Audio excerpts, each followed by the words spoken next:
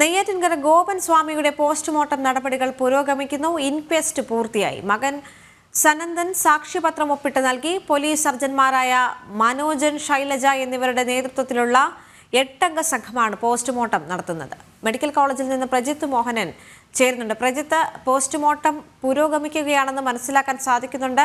ഇപ്പോൾ അവിടെ മകൻ സന്നിഹിതനാണ്, അവിടെ തൊട്ടടുത്ത് ഉണ്ട് എന്നും മനസ്സിലാക്കാൻ സാധിക്കുന്നുണ്ട്.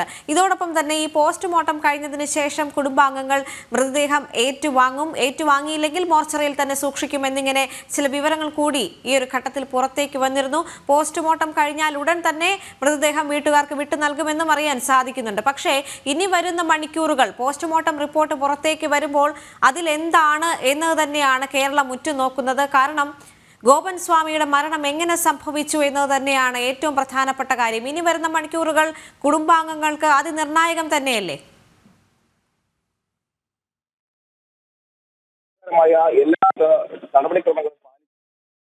നിയമപ്രകാരമായ എല്ലാവിധ നടപടിക്രമങ്ങളും പാലിച്ചുകൊണ്ട് പരിശോധനയുമായി മുന്നോട്ട് പോകുമെന്നുള്ളതായിരുന്നു നേരത്തെ അന്വേഷണ സംഘവും ജില്ലാ ഭരണകൂടവും ഒക്കെ വ്യക്തമാക്കിയത്. സമാനമായ രീതിയിൽ തന്നെയാണ് കാര്യങ്ങൾ ഇപ്പോൾ പുരോഗമിച്ചുകൊണ്ടിരിക്കുന്നത്. പ്രത്യേകിച്ച് കോടതിയുടെ ഇടപെടൽ കൂടി ഉണ്ടായ സാഹചര്യത്തിൽ നടപടിക്രമങ്ങൾ പൂർണ്ണമായും പാലിച്ചുകൊണ്ട് ഇപ്പോൾ പോസ്റ്റ്മോർട്ടം നടപടികൾ തിരുവനന്തപുരത്ത് മെഡിക്കൽ കോളേജിലെ മോർച്ചറിയിൽ പുരോഗമിക്കുകയാണ്. അദ്ദേഹത്തിന്റെ കുടുംബാംഗമായും മകൻ അദ്ദേഹത്തിന്റെ സാന്നിധ്യത്തിൽ സാക്ഷ്യപത്രം ഒപ്പിട്ട് വാങ്ങിയ ശേഷമാണ് ഈ പോസ്റ്റ്മോർട്ടം നടപടികൾ ഇപ്പോൾ പുരോഗമിച്ചുകൊണ്ടിരിക്കുന്നത്. നമ്മൾ ഇത് കാണേണ്ടത്, ഈ പരിശോധന എല്ലാം സാധാരണഗതിയിൽ ഇപ്പോൾ ഇത്തരം ഒരു മരണം ഉണ്ടാകുന്നു, ഒരു മാൻ മിസ്സിംഗ് കേസ് ഉണ്ടാകുന്നു. ആ മാൻ മിസ്സിംഗ് കേസ് പിന്നീട് ആളെ മരിച്ച നിലയിൽ ഒരു സമാധിയിൽ നിന്ന് കണ്ടെത്തുന്ന സാഹചര്യം ഉണ്ടാകുന്നു. അപ്പോൾ മാൻ മിസ്സിംഗ് കേസിലെ അന്വേഷണം പൂർത്തിയായി, പക്ഷേ അദ്ദേഹത്തെ മരിച്ച നിലയിലാണ് കണ്ടെത്തിയത്. അതുകൊണ്ട് തന്നെ അതിൽ വിശദമായ പരിശോധന നടക്കേണ്ടതുണ്ട്. ഏത് വിധത്തിലാണ് അദ്ദേഹത്തിന്റെ മരണം ഉണ്ടായത് എന്നുള്ള കാര്യത്തിൽ സ്വാഭാവിക മരണമാണോ എന്നുള്ളതാണ് ഒരു പരിശോധന നടക്കുന്നത്. കാരണം അദ്ദേഹത്തിന് ഷുഗറും പ്രഷറും ഒക്കെയുള്ള അങ്ങനെയുള്ള കൊളസ്ട്രോൾ അടക്കമുള്ള ചില അസുഖങ്ങളൊക്കെ ഉണ്ടായിരുന്നു എന്നുള്ളത് വീട്ടുകാർ പറയുന്നുണ്ട്. അതിന് മരുന്ന് കഴിച്ചിട്ടുണ്ട് എന്നുള്ളതും വ്യക്തമായിട്ടുണ്ട്. അപ്പോൾ ആ സാഹചര്യത്തിൽ സ്വാഭാവികമായിട്ടുള്ള ഒരു മരണമാണോ ഉണ്ടായത് എന്നുള്ളതായിരിക്കും ഒരു പരിശോധന. പിന്നീട് ഉണ്ടാകുന്നത്, ഇപ്പോൾ ഈ ശരീരത്തിൽ ഏതെങ്കിലും തരത്തിലുള്ള ചതവുകളും പരിക്കുകളും മുറിവുകളും കൊണ്ടൊക്കെയുള്ള പരിക്കുകൾ പറ്റിയ രീതിയിലുള്ള മരണമാണോ എന്ന രീതിയിലുള്ള പരിശോധന നടക്കും. അതോടൊപ്പം തന്നെ ആന്തരിക അവയവങ്ങളുടെയൊക്കെ പരിശോധന, പ്രത്യേകിച്ച് വിഷാംശമടക്കമുള്ള വസ്തുക്കൾ ഉള്ളിൽ ചെന്നിട്ടുണ്ടോ തുടങ്ങിയിട്ടുള്ള കാര്യങ്ങളിലൊക്കെ ഈ വിശദമായ പരിശോധന ഇതിൽ നടക്കുന്നുണ്ട്. അത് സാധാരണഗതിയിൽ ഇത്തരം മരണങ്ങളൊക്കെ ഉണ്ടാകുമ്പോൾ എല്ലാ പോസ്റ്റ്മോർട്ടം നടപടികളുടെയും ഭാഗമായി തന്നെ നടക്കുന്ന കാര്യവും കൂടിയാണ്. എന്തായാലും ഈ ആന്തരികാവയവങ്ങളുടെയൊക്കെയും രക്തത്തിൻ്റെയും ഒക്കെ രാസപരിശോധന ഫലങ്ങളും ഒക്കെ വരാൻ അത് ഒരാഴ്ചയെങ്കിലും എടുക്കുമെന്നുള്ളതൊരു യാഥാർത്ഥ്യമാണ്. പക്ഷേ ഇന്ന് ഈ പോസ്റ്റ്മോർട്ടം നടപടികൾ പൂർത്തിയാക്കി പ്രാഥമികമായി വരുന്ന റിപ്പോർട്ടിൽ പ്രത്യേകിച്ച് സ്വാഭാവിക മരണത്തിന്റെ സാധ്യതകൾ തന്നെയാണ് കൂടുതലുള്ളതെങ്കിൽ മൃതദേഹം എന്തായാലും ബന്ധുക്കൾക്ക് ഇന്നത്തെ നടപടികൾ കഴിഞ്ഞാൽ മൃതദേഹം ബന്ധുക്കൾക്ക് വിട്ടു നൽകും എന്നുള്ളത് തന്നെയാണ് പോലീസ് അറിയിക്കുന്നത്. മൃതദേഹം ബന്ധുക്കൾ ഏറ്റെടുക്കാൻ തയ്യാറായാൽ അത് സംസ്കാരത്തിനായി അവരുടെ ആഗ്രഹപ്രകാരം അത് വിട്ടു നൽകും.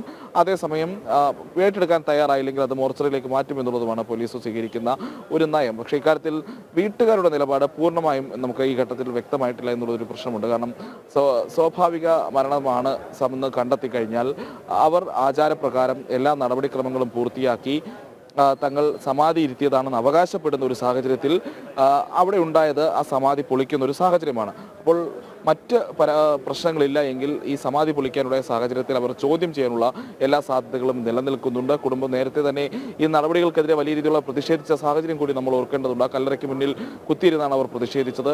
അത് സമാനമായ രീതിയിൽ ഈ രീതിയിൽ സ്വാഭാവികമായ മരണമാണെന്ന് കണ്ടെത്തി കഴിഞ്ഞാൽ അവർ സമാധി ഇരുത്തിയ ആചാരങ്ങൾ പാലിച്ചുവെന്ന് അവർ പറഞ്ഞ് സമാധി ഇരുത്തിയ ആ സമാധി പൊളിക്കേണ്ടി വന്ന സാഹചര്യത്തെ അവർ ചോദ്യം ചെയ്യുകയോ അല്ലെങ്കിൽ ആ രീതിയിലുള്ള ഒരു പ്രതികരണം അവരുടെ ഭാഗത്തു നിന്നുണ്ടാകുകയോ ചെയ്താൽ നമുക്ക് അത്ഭുതപ്പെടാനില്ല. പക്ഷേ നിലവിൽ ആ ഒരു നിലപാട് പൂർണ്ണമായും കുടുംബം ഇപ്പോൾ വ്യക്തമാക്കിയിട്ടില്ല എന്നൊരു പ്രശ്നം നിലനിൽക്കുന്നു. എന്നാലും പോസ്റ്റ്മോർട്ടം നടപടികൾ പുരോഗമിക്കുന്നു. കഴിഞ്ഞ ദിവസങ്ങളിൽ ഉണ്ടായ രീതിയിലുള്ള പ്രതിഷേധങ്ങളോ സാഹചര്യങ്ങളോ ഒന്നുമില്ലാതെയാണ് ഇന്ന് പോലീസ് രാവിലെ ഈ പറയുന്ന സമാധി പൊളിച്ച് മൃതദേഹം പുറത്തെടുത്തത്. അപ്പോഴും ഇവർ നൽകിയിട്ടുള്ള മൊഴികളിൽ പ്രാഥമികമായി പറയുന്ന കാര്യങ്ങൾ ശരിയാണെന്നുള്ളത് വസ്തുതാപരമായി പോലീസ് തന്നെ സമ്മതിക്കുന്നുണ്ട്. പ്രത്യേകിച്ച് ഈ പറയുന്ന സമാധി ഇരുത്തിയ രീതിയിൽ തന്നെയാണ് മൃതദേഹം ഉണ്ടായിരുന്നത്. അതോടൊപ്പം തന്നെ മൃതദേഹത്തിന് കളഭം പൂശിയതിനായി പറയുന്നതും സുഗന്ധ ദ്രവ്യങ്ങൾ ഹൃദയത്തിന്റെ ഭാഗം വരെ നിറച്ചതായി പറയുന്ന അടക്കമുള്ള കാര്യങ്ങളെല്ലാം പ്രാഥമിക പരിശോധനയിൽ തന്നെ വ്യക്തമായിട്ടുണ്ട്. മൃതദേഹം രാവിലെ ഫോറൻസിക് സർജന്മാരുടെ അടിസ്ഥാനത്തിൽ അവിടെ വെച്ച് തന്നെ പോസ്റ്റ്മോർട്ടം പരിശോധന അടക്കമുള്ള കാര്യങ്ങളിലേക്ക് പോകാം അല്ലെങ്കിൽ നടത്താം എന്ന രീതിയിലേക്കൊക്കെ പോയിരുന്നു. പക്ഷേ മൃതദേഹം കാര്യമായ അഴുകിയിട്ടില്ലാത്തൊരു സാഹചര്യമായതിനാൽ തന്നെ ഫോറൻസിക് സർജന്മാർ അവിടെ നിന്ന് മടങ്ങുകയും മെഡിക്കൽ കോളേജിൽ ഫോറൻസിക് പോസ്റ്റ്മോർട്ടം നടത്താം എന്നുള്ള രീതിയിലേക്ക് പോവുകയായിരുന്നു.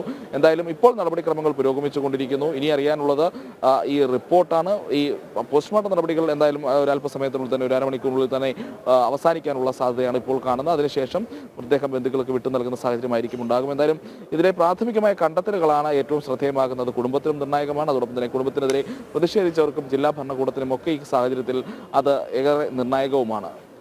ദേവിക. ശരി പ്രജിത്ത്, ഇപ്പോൾ മറ്റ് കുടുംബാംഗങ്ങൾ അവിടേക്ക് എത്തിയിട്ടുണ്ടോ, അതോ മകൻ മാത്രമാണോ അവിടെ ഉള്ളത് മെഡിക്കൽ കോളേജിൽ? മുത്തുമകനായ സനന്ദനും അദ്ദേഹത്തിന്റെ മറ്റൊരു ബന്ധുവുമാണ് ഇവിടെ ഉള്ളത് എന്നുള്ളതാണ് നമ്മൾ മനസ്സിലാക്കുന്നത്. ഏറ്റുകര പോലീസിന്റെ വാഹനത്തിലാണ് സനന്ദനെ ഇവിടേക്ക് എത്തിച്ചത്. അതിനുശേഷം അദ്ദേഹം സാക്ഷ്യപത്രം ഒപ്പിട്ട് നൽകി. കാരണം നടപടിക്രമങ്ങൾ പാലിച്ച ഈ പോസ്റ്റ്മോർട്ടം നടപടികൾ നടക്കണമെങ്കിൽ ബന്ധുക്കളാരെങ്കിലും അത്തരത്തിൽ സാക്ഷ്യപത്രം ഒപ്പിട്ട് നൽകേണ്ടതുണ്ട്. അതുകൊണ്ട് തന്നെയാണ് മകനെ ഇങ്ങോട്ടേക്ക് എത്തിച്ചത്. സാക്ഷ്യപത്രം ഒപ്പിട്ടതിന് ശേഷം അദ്ദേഹം അകത്ത് തന്നെ തുടരുന്നു. ഇതുവരെ മാധ്യമങ്ങളോട് പ്രതികരിച്ചിട്ടില്ല. അദ്ദേഹത്തിന്റെ മറ്റൊരു ബന്ധുവും ഒപ്പമുണ്ട് എന്നുള്ളതാണ് നമ്മൾ മനസ്സിലാക്കുന്നത്. ദേവിക. ശരി പ്രജിത്ത്.